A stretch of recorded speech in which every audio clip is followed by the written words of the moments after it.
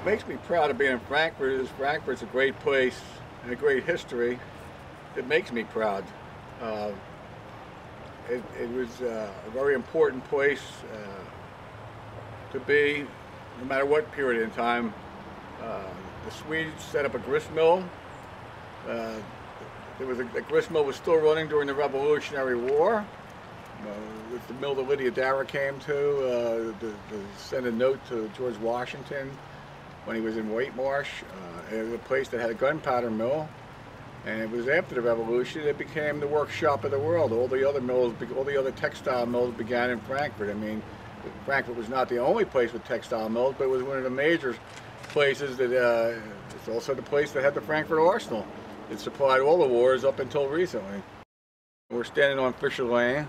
The bridge was built here in 1759, and this is actually a very important road during the Revolution, and after the Revolution this was the road to Germantown, and probably the road they used to bring the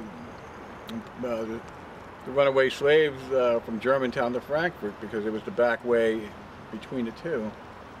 So if there was an underground railroad, this would have been one of the roads they used.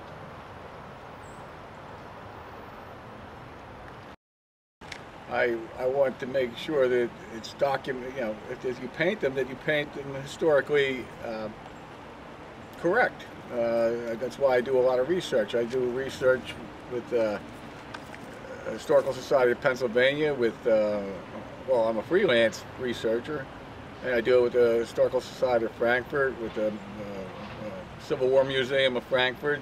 In fact, anywhere I can go, the Free Library. Anywhere they'll let me in, I'll go there for research. There were a lot of historic events that happened in Frankfurt during the American Revolution. Washington and the Congress passed through there several times. The Declaration of Independence was there and read in public. And there were, I hope that you can paint a mural that shows that the American Indians were part of the Revolutionary War. The African American man was part of the Revolutionary War. And they were part of every war and every fight we had for independence. There were a lot of black soldiers in the Revolutionary War, not as many as there were in the Civil War, but there was American Indians, Native American scouting parties for the Revolutionary War. There was a massive amount of, I mean, you don't even see it. It should be a national.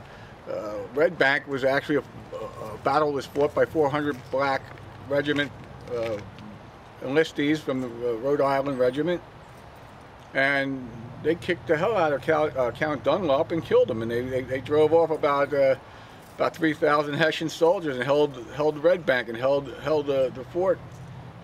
These were black soldiers. You don't even hear about it. I mean, I would like to see people embrace the positive aspects of history instead of the negative aspects. I mean, you can embrace. People should embrace their freedom, not their chains. If you could actually get an accurate depiction, I mean, it would be sort of revolutionary for you to actually paint a mural of the Revolutionary War showing the black regiments. Well, you have an integrated neighborhood. You really should not, I mean, you can't have a white Santa Claus forever. You have to actually somewhere acknowledge that this is a black community, or at least more than 50%, and you have to acknowledge the fact that these people are part of the community, and they're not going away. They're never going away. It's time to embrace them and in fact show the history the way it was, and not the way it was written by some old white guy 100 years ago, and then it just got passed on and on and on. So it's a new day. So it's a new white guy.